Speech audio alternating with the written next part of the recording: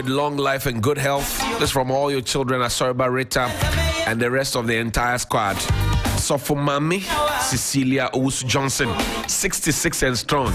Mama, happy birthday to you. Yamin Sharp. Be blessed. Konkra in Kofredia is also your birthday today. Happy birthday to you, my brother. Yeah.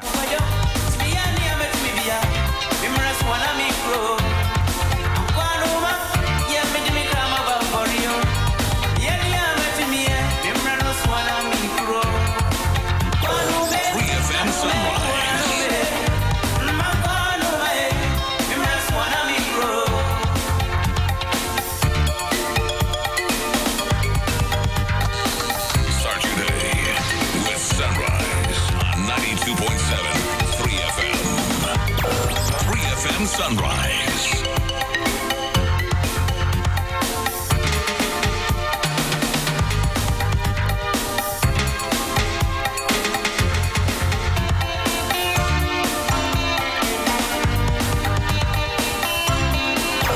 3FM Sunrise.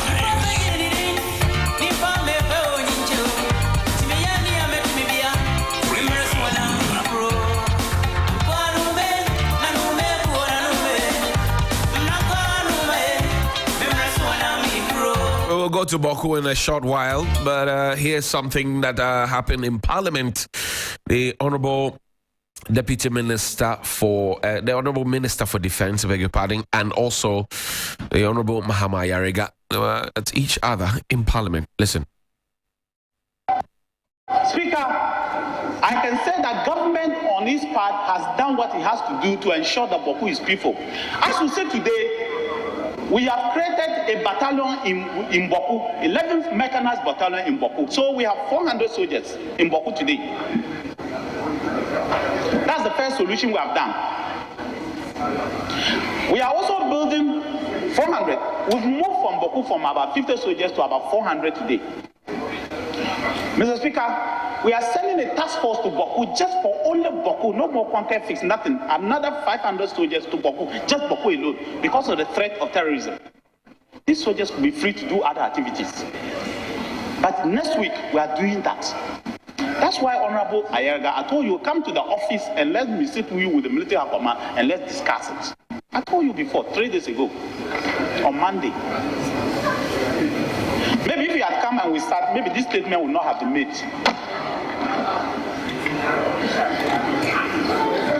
Yes, leader. Yes, Mr. Speaker, the Honorable Minister has made certain statements which are personal to me. First about he inviting me to join him on a mission to Blakk. And like he said, I was outside the country. He calls me. So we are going to Blakk.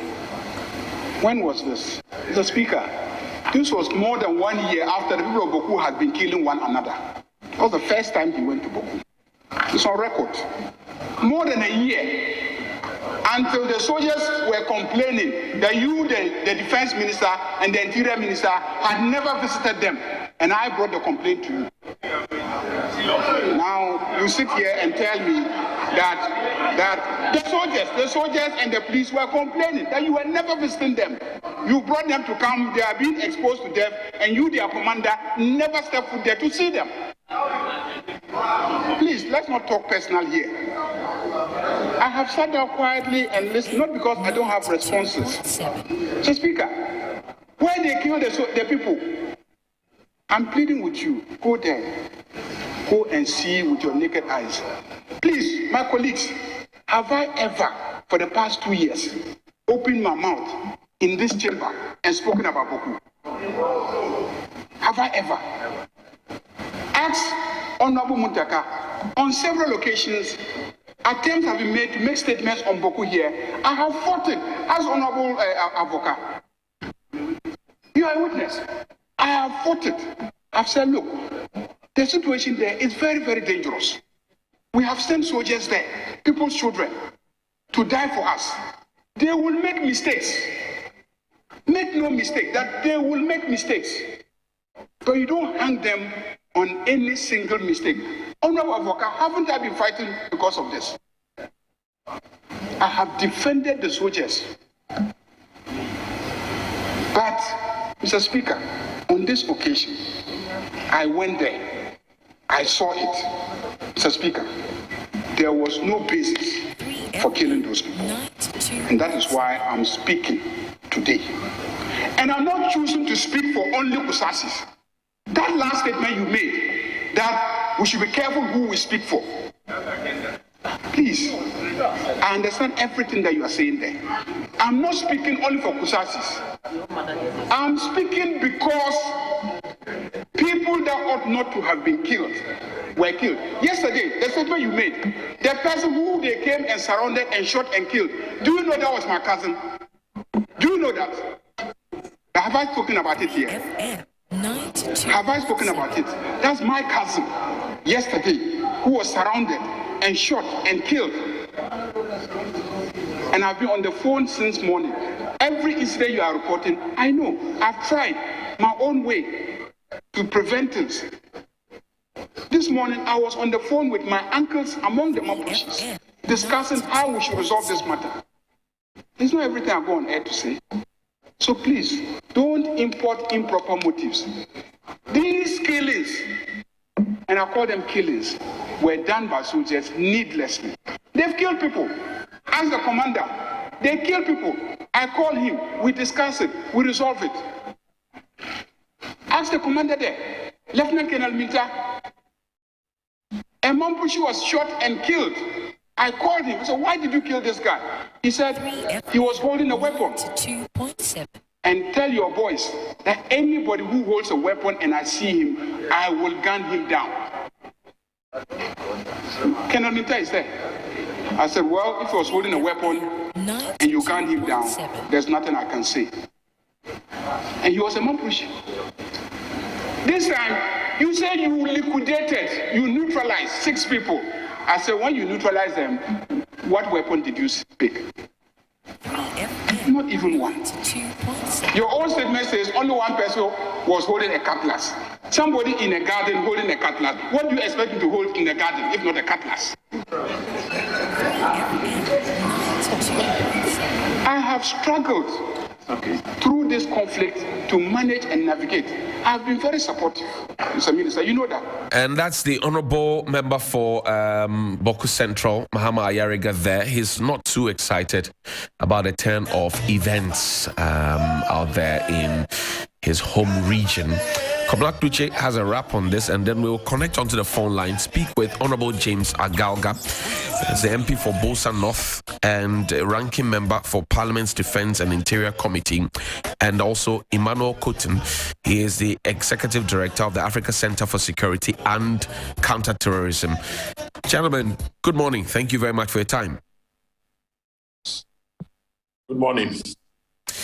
Honorable Agalga, let me begin this with you. Your colleagues in Parliament, and I'm sure you're part of it, the Defence Committee in Parliament, Defence Interior Committee, had to literally flee because the situation was out of hand. That's the reports we have gotten.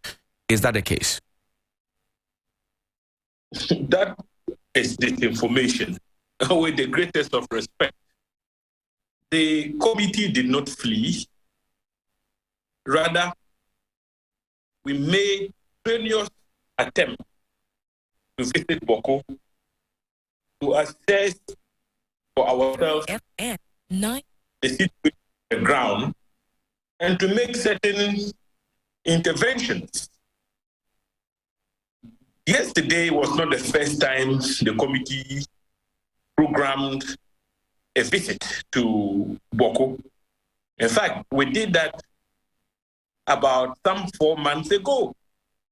We had programmed ourselves to visit the student factions in Boko, interact with them, and possibly make some recommendations and interventions with the hope that that might contribute to the restoration of peace and security in Boko.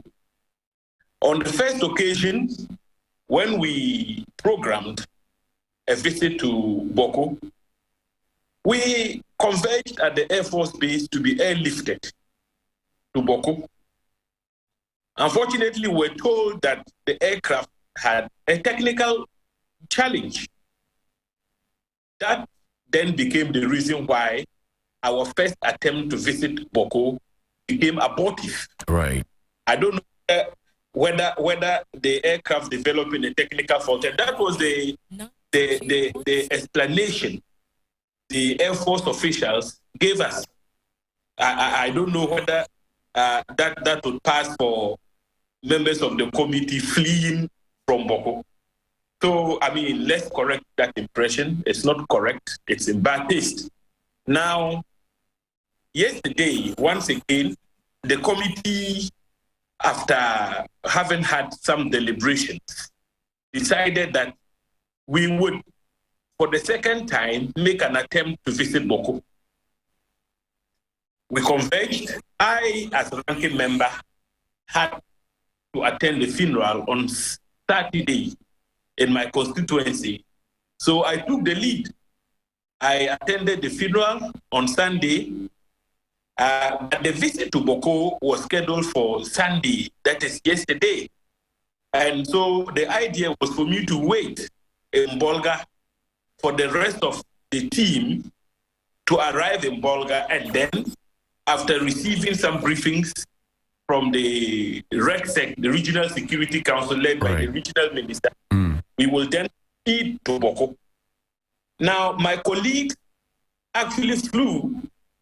This time around, there was no technical hitches with any aircraft. They actually flew from the Air Force Base in Accra to Tamale. But upon reaching Tamale, they were briefed by the DOC, Northern Command. And the briefings clearly pointed to the fact that the situation on the ground was not conducive for our visit. That is the briefings the committee received. And so, based upon the intelligence briefings, the committee had no choice but to make a U-turn from Tamale. At that point, I was informed by my colleagues about the new development. So I had to drive from Bolga to Tamale, join my colleagues, and we flew back to Accra. So I want to underscore the point that at all material times, the committee has been responsible. We made genuine attempts to visit Boko, but unfortunately, those genuine attempts were aborted due to the reasons I have given. So now what happens to Boko? Because they want to see Parliament, and you yourself have said that you want to go there to get first-hand information. 2 attempts already tried, not the kind of results that you had envisaged had been gotten. Now what? Well, first of all, I'd like to appeal to the people of Boko, both Kusasis and Mamprisis, to first of all understand that the guns will not resolve the problem for us. There is need for there to be dialogue between the feuding factions. The committee is bipartisan. You have MPP represented. We are 9 members. The chairman is Kennedy Ajapong. We have 9 members from the opposition NDC, and I am the ranking member. And so we are bipartisan. We do not approach the Boko crisis through partisan lenses. And so our approach is to assure the people of Boko that Parliament has not abandoned them. We have not checked our oversight responsibility. Day in, day out, we have had interactions, sessions with the military high command, the Minister for Defense, the Ministry of the Interior, the Minister responsible for national security. We have received periodic briefings from these 3 ministries on the Boko situation. we have actually participated in making recommendations with a view to resolving the crisis. But unfortunately, what we see is an escalation. And so the committee felt that, look, let's visit the area. There's been heavy deployment of the security apparatus in Boko. Every now and then, we hear of complaints coming from the side of the security apparatus. There was a time soldiers had to be flown from Boko because they had allegedly been attacked and sustained very serious injuries. They were flown to 37 military hospitals. Then on another occasion, we heard about some shootings, and this time around, the shootings were allegedly done by the security apparatus. And some people in Boko lost their lives. In fact, the member of parliament for Boko, Honorable Ayarika, even made a statement on the floor of parliament to that effect. So the committee is very concerned about the situation in Boko. And if you marry all happenings with the potential for terrorists across the border to exploit the situation in Boko, then you would understand why we are very, very concerned. I see. So many lives have been lost in Boko. We don't think that should be the case. Boko has become a ghost town virtually. I mean, services have ground to a halt. Teachers are running for their dear life. Nurses are on the run. The Boko Presbyterian Hospital, which used to be a referral hospital in the entire upper region, has virtually been shut down. I mean, it's unfortunate. I have lived in Boko before as a child. And so when I hear stories about Boko and how the situation there has degenerated, I feel very, very traumatized. Well, Emmanuel, let me bring you into the conversation. Emmanuel Kutin, thank you very much also for joining us. Good morning. Good morning. Thank you for having me, and good morning to your very cherished listeners. It's been a while, Emmanuel. This Boko conundrum, what do you know? Well, Johnny, in my opening statement, let me greet my good friend, Honorable Agarda, for the good work they are doing, the non-partisan nature, the parliamentary Committee on Interior and Defense have approached the Boko issue.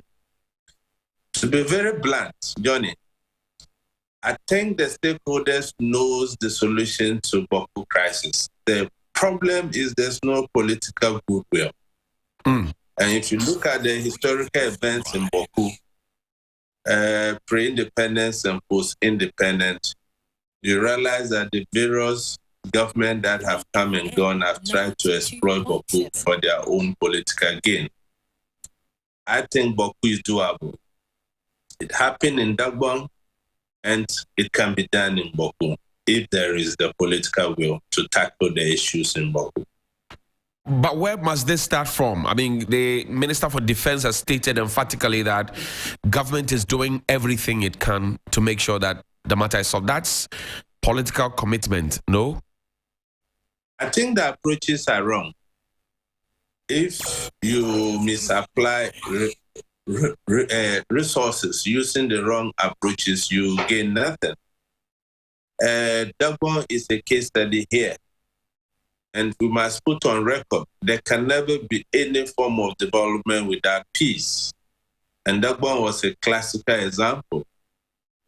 A solution to the Dagbon crisis, which is the same as what is happening in Boko, is chieftaincy in nature, should be told. It has to come from the commitment on government to dialogue and speak power to truth to power. But political expediency, more often than not, the people who are placed in power and have direct jurisdiction to influence solutions in these areas are not able to do so. I think that what government need to do, and my friend James Agaga will agree with me, is we need a commission that can be empowered to the status of a high court and the feuding factions can be called to a roundtable discussion to resolve this matter. Anything outside this is not going to help, because the whole Defense and Intelligence Committee could not enter Baku. It shows that it is a state failure. It means that Baku has become an ungoverned space, and that is so dangerous for our fight against terrorism. And let me also place this on record. It's not only Baku that is an ungoverned space within the country. Even within the cities, government has looked by, right, and criminals have taken certain territories as no-go zone. And I don't want to mention names here because of stigmatization and stuff like that. So in the Baku scenario, my brother James Ariega will agree with me. Any solution outside dialogue is not going to work. And government is learning its lessons. I also want to make this point, and my brother James will agree with me. The ethnic elite in Baku is not helping the matters, both from the Kusasis. Why do you say that? Why do you say that? Because the elite, they are the, if you look at history, they are the people influencing the conflict in Baku, so to speak, for their own parochial interests, if not for political domination by their own political agenda. And it's well documented if you read the history about the Baku conflict. That is why I made a statement yesterday that our fight against terrorism is in shambles, or is a charade, if we cannot contain the situation in Baku. Look at the location of Baku, a border town. And if you look at what is happening in the Sahel, you know, when this thing started in Mali, who would have thought it would spread across to Burkina Faso? And the earlier we take the Baku situation serious, the better for the country, because Baku could become a waterloo against the fight against terrorism. Now, Parliament has tried on 2 occasions to go in there, but it hasn't worked, if you will. What should Parliament be doing at this point? Essentially, Parliament has no locum in the fight against, in the conflict. Really? I think Parliament's Select Committee mission in Baku was for fact-finding missions, so to speak. They were not, essentially, what were they going to do? James Agrega is my good friend, and he knows. I don't think the committee have done its due diligence before moving to Baku. I think what Parliament should be doing as a matter of agency is looking at how mediation processes can begin. And Parliament should not be directly involved, looking at the political nature of the conflict. As a representative of the people, I know they have a role, so to speak, in fact-finding missions, so that they can come back and look at how they can straighten oversight responsibility over the executives to bring a lasting peace to Baku. Just suppose this. We have the Minister of Chieftaincy and Culture. Is that not it? That's right. What was the real need creating that ministry? So we have the National House of Chiefs, and take it or leave it. Now, they are more or less becoming the 4 arms of government. I have posited that we should get a commission headed by a very prominent or a respected chief. Right. That will invite the feuding factions. How soon do we need? How we did it in Dagon. How soon do we need this commission? How soon? I think the time is even overdue. At the stage of the crisis now, there can never be any solution unless dialogue. I see. I have personally proposed that, given the role Otunfo played in Dagon, okay, we should charter that path and form a commission headed by His Eminence Otunfo. He's a respected chief, and I think that when Otunfo calls both sides, they will listen, they will come. And you see, what we must also do is this, like we did in Davao. There was the political will, and that commitment was there from the onset to the end. You realize that the Boku crisis, politicians are afraid to even comment on it. The president has not spoken over it for some time. And obviously, the vice president, being a son of Mamprogo, cannot comment on it. Otherwise, it will assume a different proportion. See, that is why we have to weigh this thing through our chieftaincy institution. Since it's a chieftaincy matter, then dialogue can begin. I see. Let me bring in Honorable Gaga now. Let me conclude. Right, go ahead. Where Okay. I think government has failed is to have sat aloof, and the parallel chief was also enskined by the Nairi. So how we can go over that control is another matter. But you are asking for political will. You're asking for a commission, and because you mentioned the parallel chief, the government had to issue a statement to say whoever had been enskinned should be arrested. A high court will subsequently reverse that decision, and then the warrant was pulled down. The man has been released. That was government's intervention. You think that move was a wrong move? Look, Johnny, in Dagbon, when the Abudus wanted to enskin a parallel chief, government picked intelligence and stopped that immediately in the man. That gave the other side the confidence to believe in the government process in resolving the conflict. But here we are. Government started, and another chief was skinned, and government came with a statement that they should arrest such the chief. When that statement was released, if you monitor the airwave, I said that was a joke, because such an arrest could not happen. And true to my prediction, we saw the judiciary reversing the decision, a high court reversing its own decision, which is unprecedented in the arsenal of our judicial service. And at any rate, it should have been a higher court overturning that. And I think that these are the lack of political will I'm talking about. You sit down for something to happen, you issue empty statements, and nothing happens. So to me, I don't want to say that we are becoming a failed state, but so far as to say that we are heading towards that. If the government can issue statements of that magnitude, and that cannot happen, and to the extent that even judicial decisions are reversed, it means that we are heading towards that direction. I see. And let me be very honest with you, Johnny. Quickly. Nobody is above the law of this country, and the Constitution's supposed to say.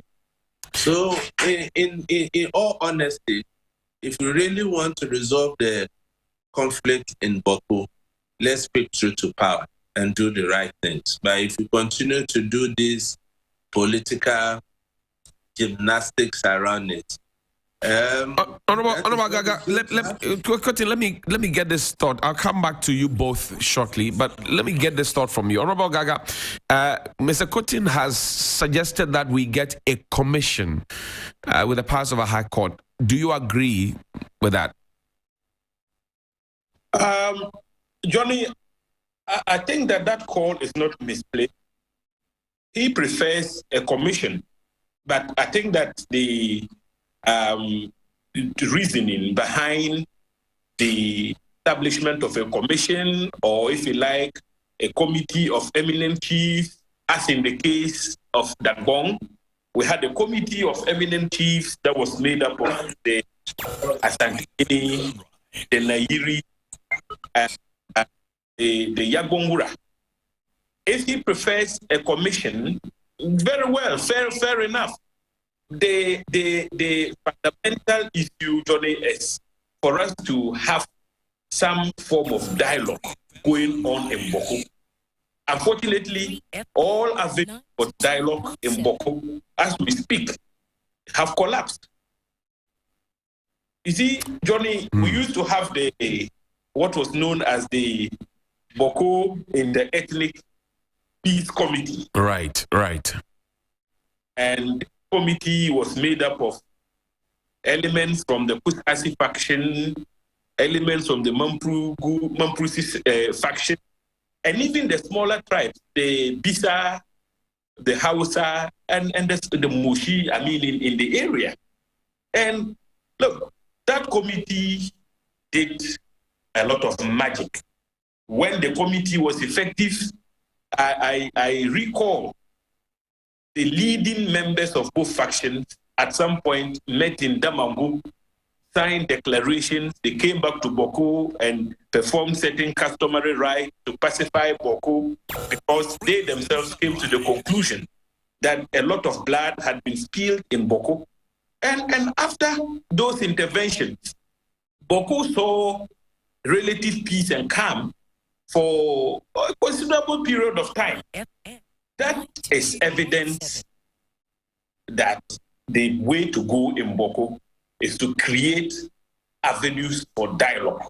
So I agree with my brother, Emmanuel Kotin, that we need to have some form of a dialogue going on. And I have personally made the point time with our number that, one, we must strive to revive the Boko Inter-Ethnic Peace Committee. Beyond that, let us draw useful lessons from how the Dagbon conflict was resolved. I see.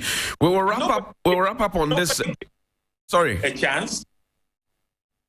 Nobody gave Dagbon a chance, but it was through mediation, dialogue, that eventually, brought about peace and calm in the area. I see. We'll wrap up on this Boko conversation and then go into Ashaman. But first, let's listen to this report put together by Blakk Kluche. Members of the Defense and Interior Committee of Parliament, about 10 of them flew to Tamale this morning to visit the conflict-prone area of Boko. This is actually the second attempt that they have made to go and assess the security situation in Boko. We understand with this particular meeting, the 10 of them who were on the trip had arrived in Tamale and met with the Minister of Defense and also the Minister of Interior, Dominic Nitowo and Ambrose Derry, respectively. When he met them, well, the briefing they had was that there's been sporadic shooting in the conflict area the whole of Friday night and also Saturday, the whole of Saturday. And so the place was too volatile for them to be able to go and then do an assessment. That was Blakk Kluche's wrap on that. Adam Bona is a security expert with Security Warehouse. He also had this to say. Ask the military generals, the commanders who are on the ground, ask the police who are on the ground, how difficult it is to combat what is going on in Boko. So it is not a joke. It is a war zone. And this goes to confirm the fact that until such a time that things are done right, I see this, first of all, as an embarrassment. They didn't do their work well. This is a very important, an organ of government, which is Parliament, a committee in charge of Defense and Interior, attempting to enter Boko. They couldn't. There was a time last year, Peace Council attempted that they could not go. Because, you have to go, you need to know what is going on in Boko to understand it. The people were armed. They said if they arrived, if they had tried, they would smell gunpowder. Ask the military generals, the commanders who are on the ground, ask the police who are on the ground, how difficult it is to combat what is going on in Boko. So it is not a joke. It is a war zone. And this goes to confirm the fact that until such a time that things are done right, I see this, first of all, as an embarrassment. They didn't do their work well. This is a very important, an organ of government, which is Parliament, a committee in charge of Defense and Interior, attempting to enter Boko. They couldn't. There was a time last year, Peace Council attempted it, they could not go. Because, you know, you have to go, you need to know what is going on in Boku to understand it. The people were armed. They said if they arrived, if they had tried, they will smell gunpowder. That was Adam Bona, Dr. Adam Bona, who spoke on that particular matter. And here we are connecting again with our guest on Zoom, Manuel Cotton, counterterrorism expert, and also the Honorable James Agaga joining us now. Thank you very much, gentlemen, for staying on. Honorable, I'll come to you. Mr. Cotton again says Parliament had no business in all of what's going on in Boku, trying to enter Boku at this point. What do you say? 2.7. Well, Johnny, Parliament definitely is a stakeholder in the peace effort in Boku. The attempt to find avenues for conflict resolution can definitely not leave out Parliament. Parliament is a major stakeholder. I mean, if you consider the very role Parliament plays, then you would understand why it was very important for Parliament to visit Boku, assess the situation for itself, and upon its return to Parliament, make useful recommendations, which would have placed Parliament as an organ of government, you know, in a better position to actively intervene in the Boku crisis. Unfortunately for now, that opportunity is lost. Look, what is Parliament's own role? Right. Parliament performs oversight over the executive, all right, over the security sector. Now we are talking about a conflict situation in Boku, which has necessitated the deployment of the military, the police, and other allied security agencies. And then a statement is made to the effect that Parliament's visit to such an area is unnecessary. I don't think so. The world over, committees responsible for defense and interior play active roles, even in situations of real war. I mean, wars between nations. We periodically visit even our troops when they are deployed on peace-keeping missions in, say, Lebanon, and we've done that before. We visited our troops on the ground, I mean, to apprise ourselves of the challenges that our troops on the ground are confronted with, etc., etc. And so I think that the committee's desire to visit Boku is a proper step to take. It cannot be said that such a visit wasn't going to contribute to the peace effort in Boku. Not at all. Look, we sit in conference, in committee, to receive reports from the armed forces, from the Minister for National Security, Interior, in respect of Boku. So, if that is the case, who says it's not important for the committee to visit Boku and ascertain the truth, the veracity of the information we receive from time to time from the agencies that oversight? It is only responsible for the committee to play such a role. Should we be falling on Otumfuo Osei-Tutu II one more time, as we saw in the Dagbon crisis and the resolution of same in the Boku matter? Well, people of the stature of Otumfuo, not necessarily Otumfuo, 92.7. It could be some other person, but that person must be a person who is knowledgeable in chieftaincy matters. All right, we have the National House of Chiefs.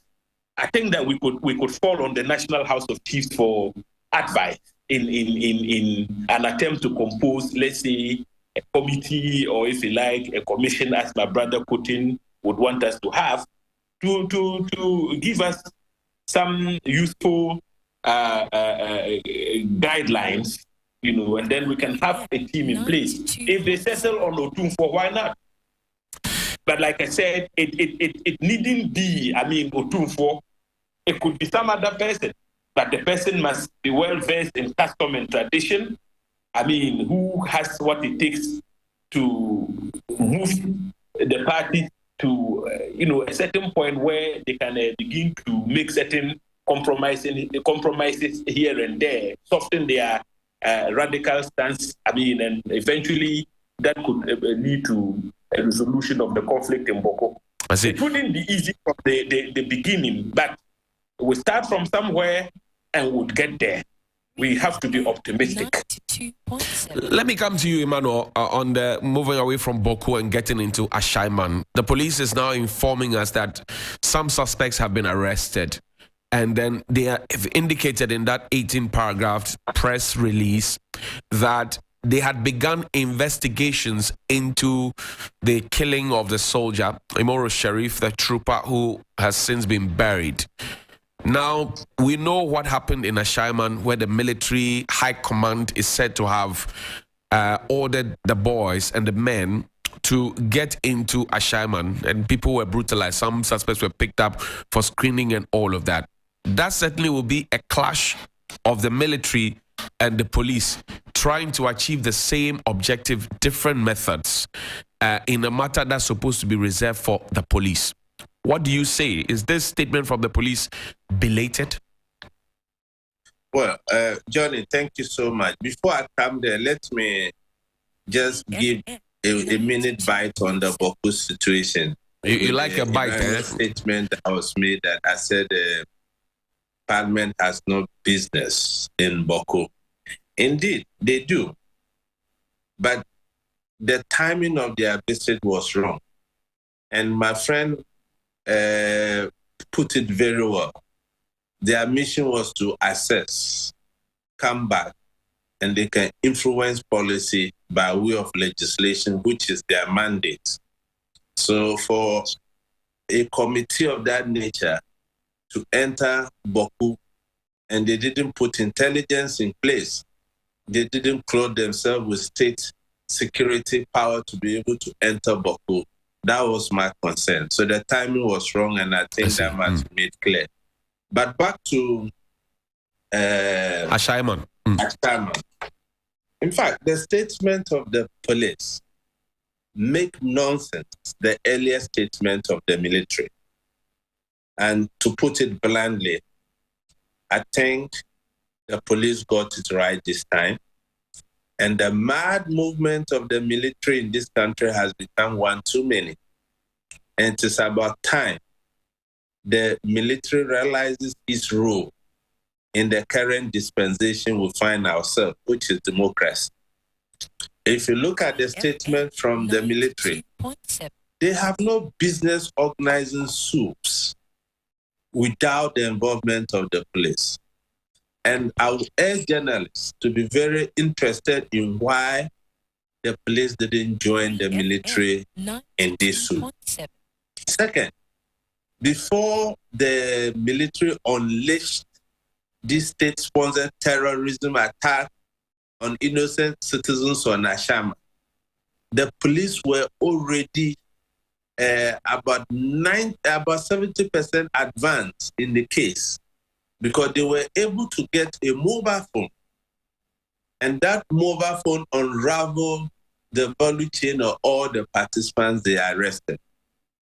Some of us, given our privileged positions, we had this intel, but for the sake of national security and the good of all of us, people try to put words into our mouth to speak, but we didn't.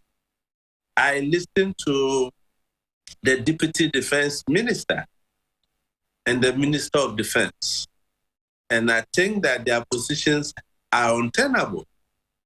Second, the President allows silence on this matter as the Commander-in-Chief of the Ghana Armed Forces is very unfortunate. And I still insist, and I'm calling on him to, as a matter of agency, it's not too late to give the people of this country some respect and then address the nation. I don't think if this thing had happened in Chebi or in Ashanti region somewhere, or in the defense minister's constituency or the deputy minister's constituency, some of these things would have been happening. And to refer to the defense minister's statement that we must respect the uniform. Ghanaian respects all security agencies' uniform than never before. I think it is the politicians that are soiling the image and the dignity of the uniform of our security agencies. There was good reason, Johnny, that the Constitution defined the clear role of the military vis-a-vis the police. So when we begin to use the military for civilian or internal security operations, this is what we get. I see. The military will see the civilians as the aggressors. And truth be told, you see, we are creating a monster and we have to be very careful. Today, it suits our interest in terms of our political expedience. But tomorrow, this monster will come after we, the people who have created this problem. Let me ask this. Quickly, so I can bring James in. How did the president become the commander-in-chief of the Ghana Armed Forces? Because the people of this country clawed him with that power through the ballot box. And these same innocent civilians are being brutalized, and the commander-in-chief of the armed forces is quiet about this.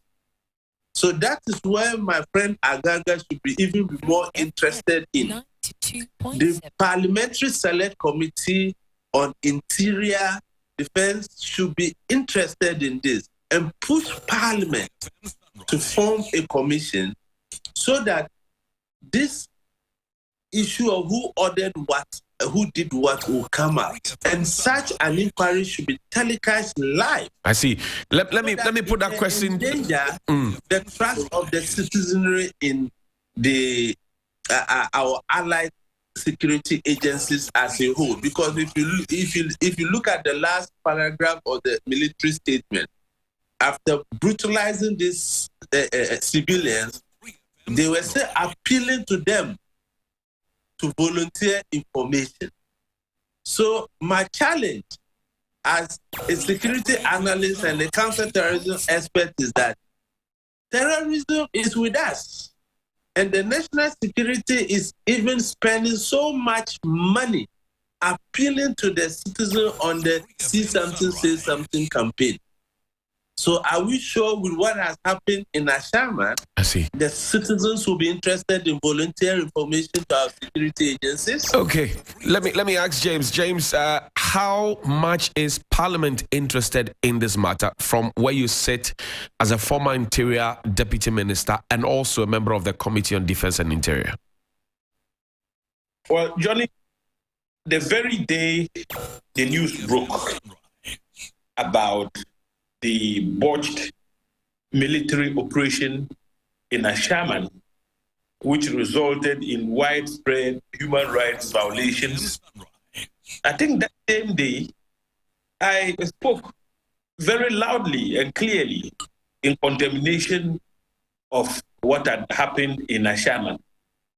At the same time, I didn't miss words and also condemning the gruesome murder of that young soldier in Ashaman. So two things happened.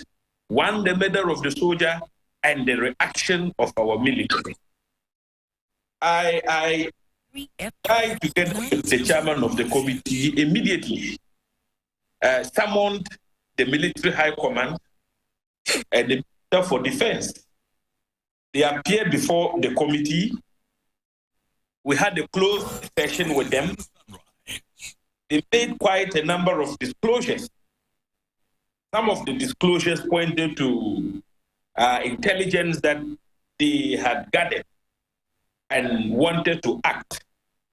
But the tipping point came with the murder of the soldier, and so they had to act.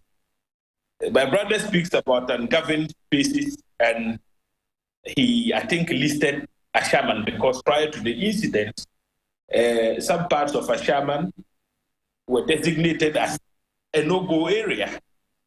And so part of their response simply had to do with neutralizing such designation to make all the spaces in our jurisdiction governable. But like I said, those views are questionable. They are questionable to the extent that we're talking about internal security operations. There is a clear dichotomy and who has direct responsibility, who should be in the lead when we're dealing with internal security operations. We don't know.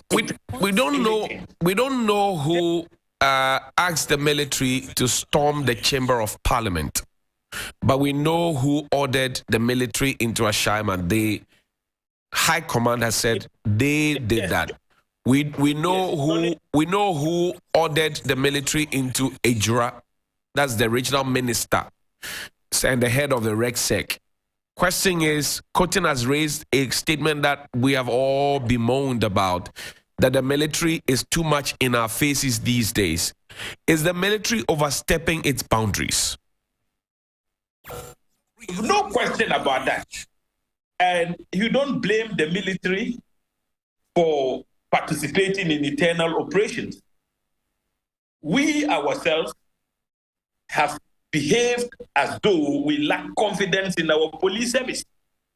And so it is very common for you to find even soldiers deployed to protect, say, the chairperson of the Electoral Commission. And we have decried this particular development. You find that matters that are supposed to be the province of the police, we prefer to use the military. Now, when you do that, they are not trained to perform policing duties. They are trained to fight wars, and if they are deployed, they have enemies. That is their terminology. Right. They don't deal with suspects. So, but the police are trained to deal with suspects. They know how to handle suspects and gather intelligence for purposes of prosecution. Johnny, the point I'm making is that the military took responsibility and said the military high command took responsibility and said they sanctioned the operation. Right. But $40 billion question to ask is whether it is the province of the military to embark upon such internal operations without recourse to the police. And I think the answers are very clear. So the point is, as we speak, the police have been able to arrest principal suspects who may have been the ones who committed the murder of the young soldier. At the same time, the civilian populace in the area of Ashaman suffered various degrees of injury and violation. Right. What is the response of our state? We have programmed a meeting. Hello? Hello, Honorable Gaga. If they have to act. Hello? Yes, you have to say that again, Hello? please. Yes, sir, you have to say that again, please. You say you have programmed a meeting. Yeah, so the point is, we have programmed a visit to Ashaman to, as usual, establish certain facts for ourselves. Remember that committees of parliament do not rely on hearsay in arriving at conclusions and making recommendations for actions to be taken. At all material times, committees of parliament would usually want to have first-hand information, see evidence for itself, gather evidence. And that is exactly what we intend to do. Would we see a bipartisan probe telecast live for everybody to see on this matter? It's early days yet. Those decisions can be reached after our visit to Ashaman. Like I said, we will visit some of the wounded, those who were brutalized. We shall visit them. We shall also visit the family of the deceased soldier. And when we return, we would meet as a committee and make certain recommendations, arrive at certain conclusions after having seen things for ourselves. All right? So if needs be, after our visit, whatever decisions we arrive at would be communicated to the public accordingly. But for now, it's early days yet. I don't want to preempt anything. If you do that, you may prejudice the outcomes of our own fact-finding mission. I don't want to do that. I would hold my breath. When we visit the shaman, whatever recommendations we shall arrive at will definitely be communicated. But I want to make the point that the committee, when we engaged with the armed forces, was at least for one, happy that the military took responsibility for the excesses. They agreed that that operation resulted in excesses. And for me, that was the starting point for us to find lasting solutions to the question of violations and excesses when certain operations are embarked upon. We saw what happened. Right. The committee visited those who participated in letting out violence to the people in Wa were punished. They were punished, and we ensured that the punishments were actually executed. I see. I mean, soldiers were in rank from sergeant to private. So we demonstrated a lot of responsibility so far as Wa was concerned, and will not act any differently, so far as a chairman is also concerned. Ejura is still standing. The Ashanti Regional Minister is still minister after telling us that he ordered the military there. We saw what happened in Ejura. Justice has still not been brought to the family of Macho Kaka and the rest who died. So are you demonstrating responsibility in that corner too? Well, issues to do with compensation can be a bit complicated, and I don't hold brief for government. A committee was set up. The committee came out with its own recommendations.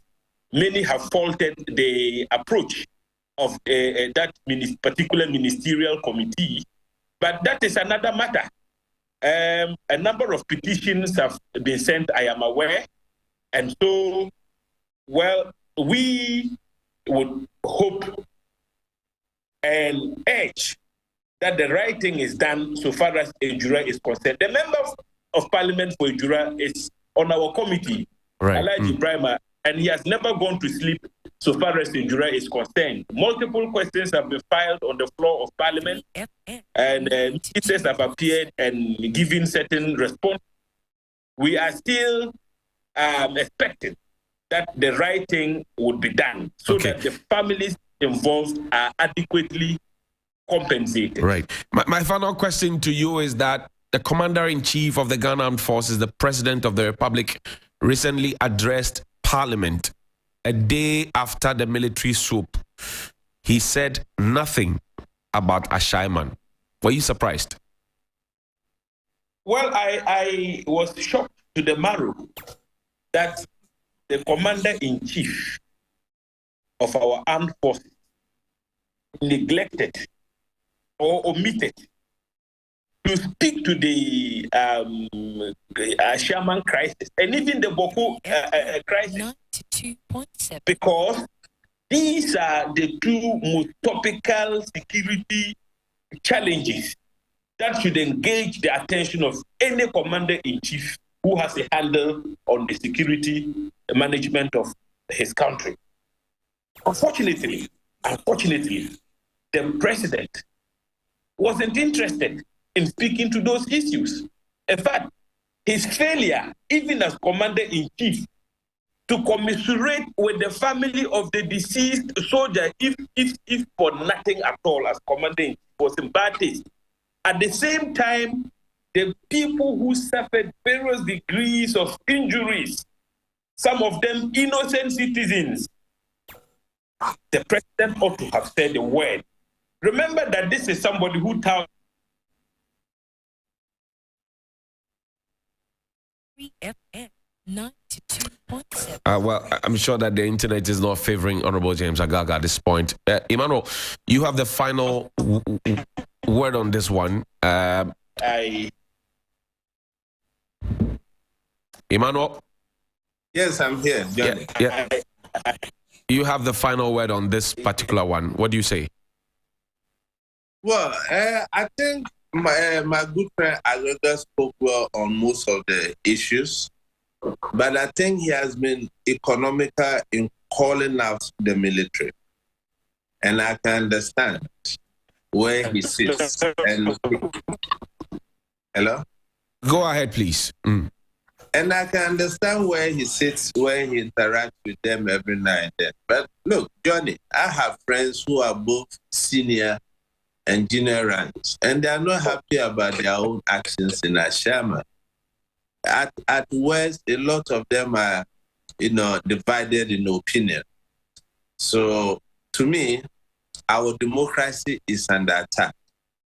And we are not learning lessons from the mad movement of the military. Today, it is the civilians. Tomorrow, it could be the politicians. And truth be told, we have tasted military rule, and we are now experimenting democracy after 30 years. There's no gainsaying that we shall not allow any rogue person to come to power in Ghana through the barrel of the gun. But events cast its own shadows.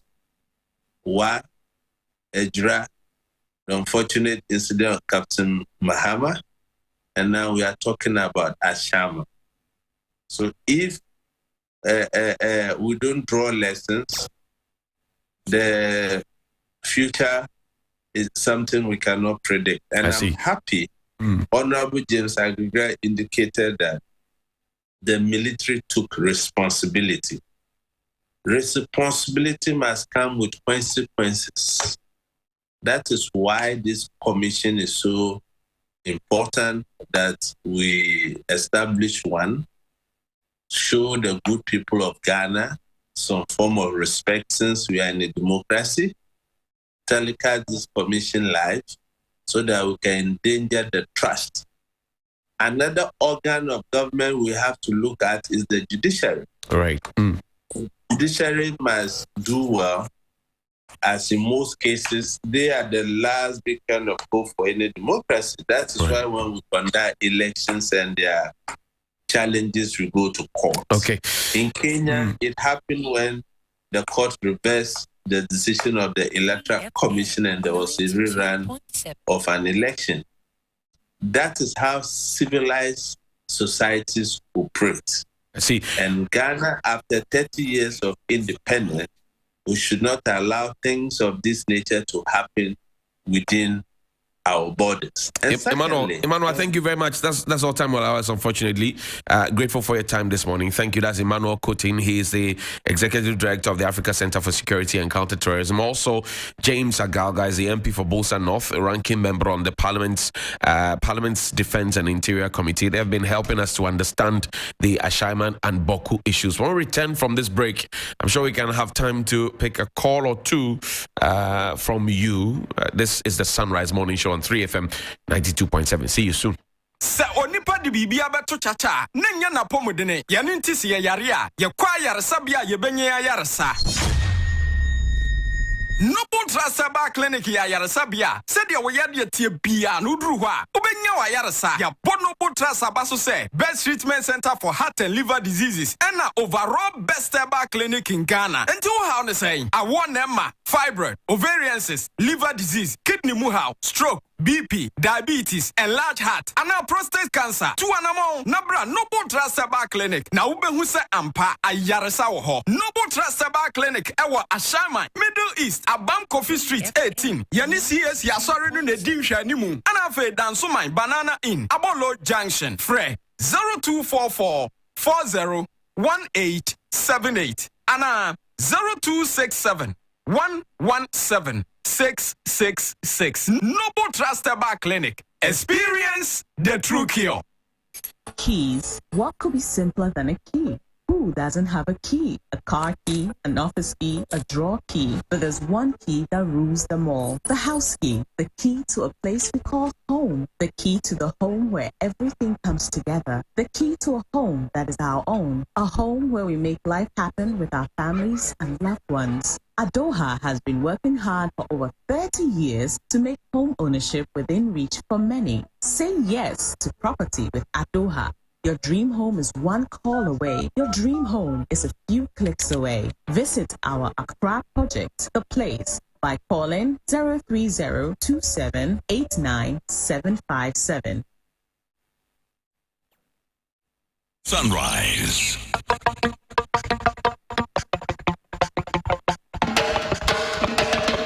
Time now for jubilation.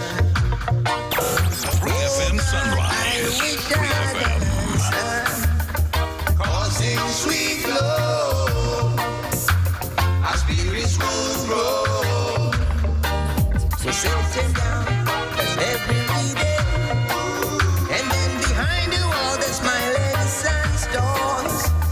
The people all know the reason why we still grow. So brothers, be jamming. Yes, be jamming. Yeah. We'll be jamming till they hiding. Oppressor man running. Whilst we jamming. Yeah. We'll be jamming today. So say it's no from Rasta. 3 FM Ghana, We're stopping all the suffering. in Ghana. I say it's no from Africa. In Ghana. Jaja seals and signs and delivers.